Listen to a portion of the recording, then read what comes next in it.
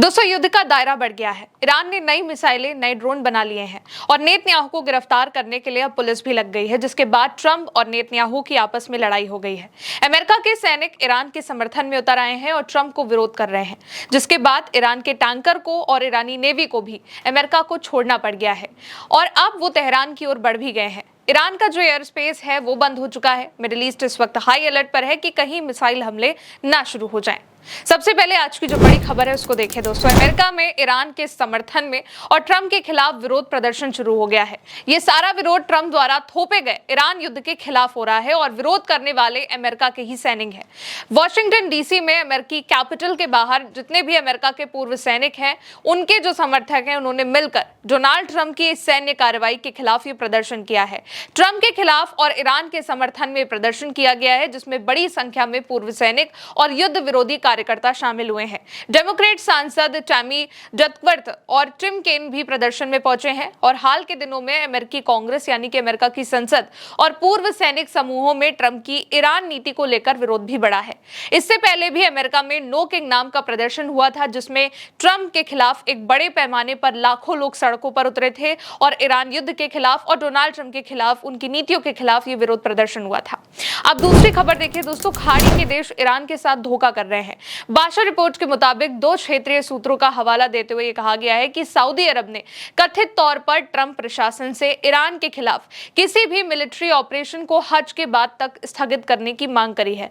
यानी कि जिस बात को अमेरिका कह रहा था कि वो ईरान पर अपना हमला टाल रहे हैं, वो इसी से जुड़ा हुआ देखा जा रहा है, क्योंकि अरब देशों ने हज तक अमेरिका से ये हमला टालने को कहा है और हज 24 मई से शुरू होकर मई के आखिर तक रहेगा, क्योंकि ईरान IRGC द्वारा ऐसे स्थानों पर विनाशकारी हमले करने की धमकी के बाद सऊदी अरब के बुनियादी ढांचे पर जवाबी कार्रवाई करता है। यानी कि जब भी ये देखा गया है कि अमेरिका किसी तरीके से ईरान पर कोई मिसाइल अटैक करता है, ड्रोन अटैक करता है या कुछ भी करता है, तो इसके बदले में जो ईरान है वो मिडिल ईस्ट के उन इलाकों पर, उन ठिकानों पर अटैक करता है जहां पर अमेरिका के बेसिस है या फिर जो अमेरिका से जुड़े हुए हैं। और इसीलिए ये बात सऊदी अरेबिया ने कही हुई है कि हज तक ट्रंप कोई भी अपना मिलिट्री ऑपरेशन ईरान के खिलाफ ना करें, और क्योंकि इसमें अगर ईरान कोई भी हमला करता है, पलटवार करता है, तो उसमें तीर्थ यात्री शामिल हो सकते हैं।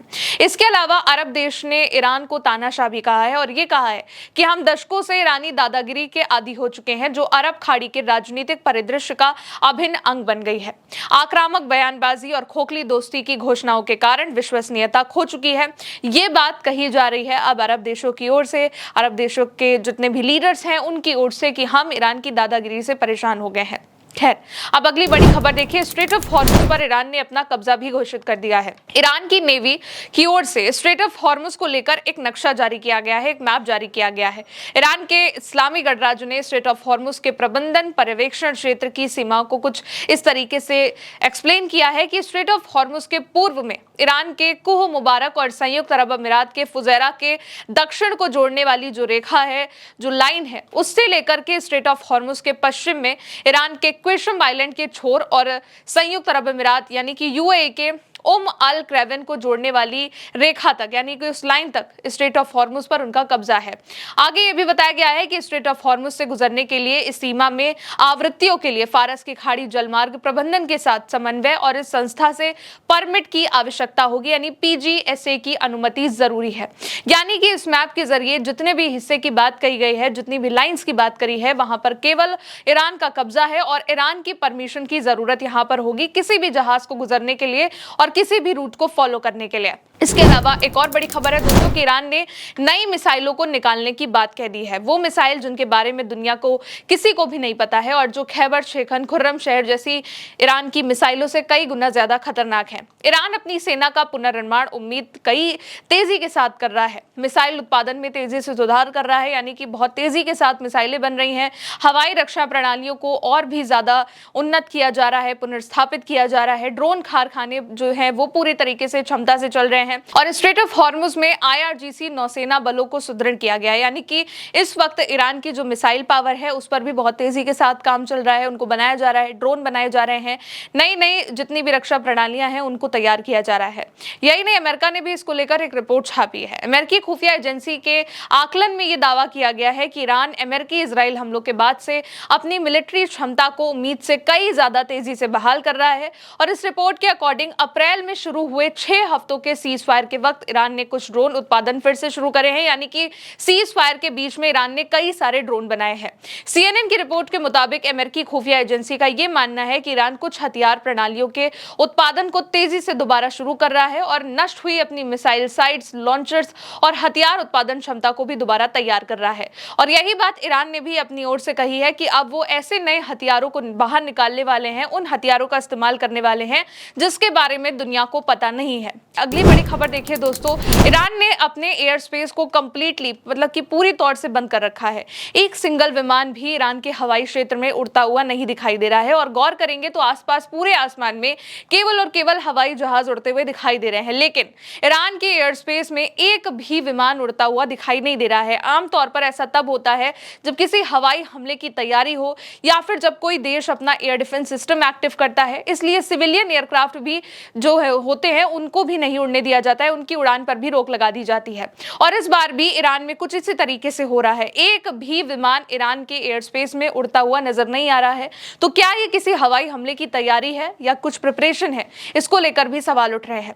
अब अगली खबर देखिए दोस्तों, ईरान ने अमेरिका के तेल टैंकर और ईरान की नेवी को वापस लौटा दिया है। अमेरिका के मरीन सैनिकों ने ओमान की खाड़ी में एक ईरानी तेल टैंकर पर चढ़कर उसकी तलाशी ली, फिर उसको अपने मार्ग बदलने का आदेश देने के बाद छोड़ दिया है।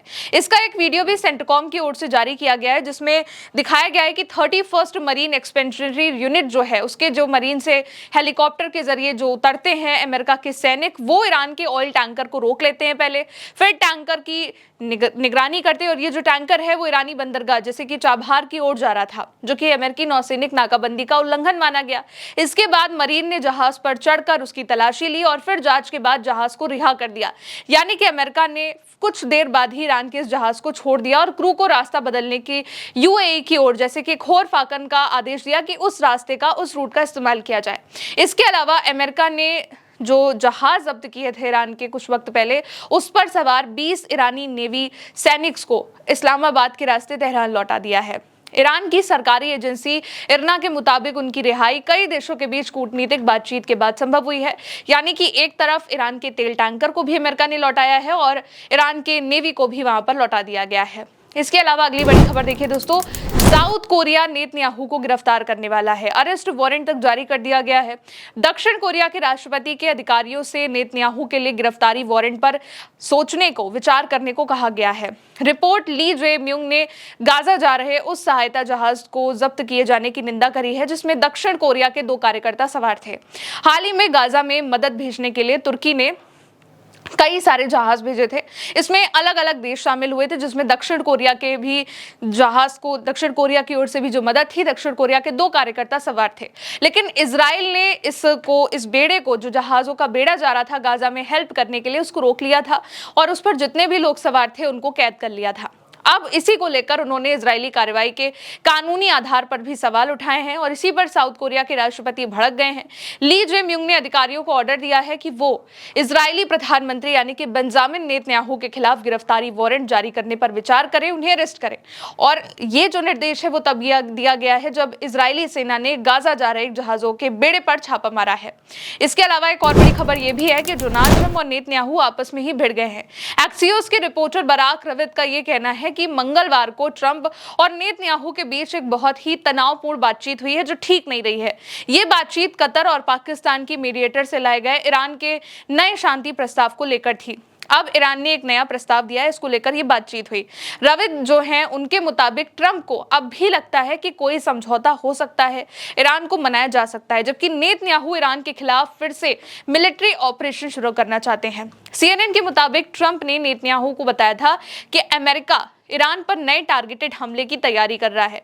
इस ऑपरेशन को ऑपरेशन स्लैज हैमर नाम दिया गया था और लेकिन करीब 24 घंटे बाद ही डोनाल्ड ट्रंप ने ऐलान कर दिया कि वो तय हमलों को फिलहाल के लिए रोक रहे हैं। ट्रंप ने कहा कि कतर, सऊदी और यूएई जैसे खाड़ी देशों की अपील पर यह फैसला लिया गया और इससे नेतन्याहू नाराज हो गए हैं, जिसके बाद उनकी और डोनाल्ड ट्रंप की आपस में बहस हो गई है, ये बात कही जा रही है। इसके अलावा एक और आखिरी बड़ी खबर यह है कि पाकिस्तान के सेना प्रमुख कासिम मुनीर तेहरान दौरे पर जा रहे हैं। ईरानी न्यूज एजेंसी इसना ने इसकी खुद जानकारी दी है।